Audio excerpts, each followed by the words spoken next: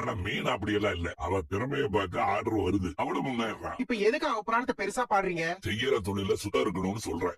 ஆமா, இப்படி பழைய பஞ்சாங்கத்தை பேசி பேசிதான் கடைசி வரைக்கும் நீங்க இன்ஜின் டிரைவராவே இருந்தீங்க. இன்ஜின் டிரைவரா தான் இருந்தேன், ஆனா நேர்மையான ஆளா இருந்தேன். காசு பணம் எவ்வளவு இருந்தாலும் அந்த பேர் கிடைக்காது. அப்படி ஒரு பேர் எடுத்திருக்கிறேன். அந்த வகையில எனக்கு பெருமைதான். நீங்க மட்டும் தான் பெருமைப்பட்டுக்கணும். ரோகிணி, இனிமே இப்படி எல்லாம் பண்ணாத. இது உன் வியாபாரத்துக்கு கெடுதல். பாத்துக்க.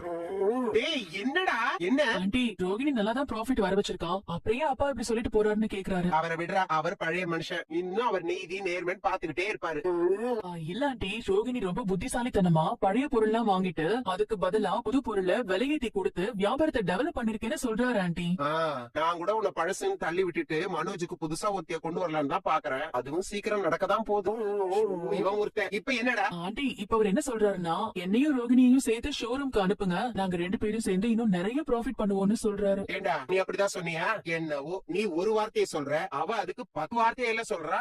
என்ன பண்றது? எப்படியும் நீ கடைக்கு போய் தானே ஆகணும். என்னவோ இவ 300 கோடி சொத்து இருக்குன்னு சொன்னா அதை கேட்டு நானும் ஏமாந்துட்டேன். உண்மையிலேயே இவ சொத்து வச்சிருந்தா நீ ஏன்டா இப்படி கஷ்டப்பட்டு சம்பாதிக்கணும்? ஆண்டி, ரோகிணி எனக்கு பெரிய சொத்து தான், அவளே எதிர்காலத்துல நிறைய சொத்து சேர்ப்பான்னு சொல்றாரு. ஏய், நீ சொல்றதுதான் அவ சொல்றாளா?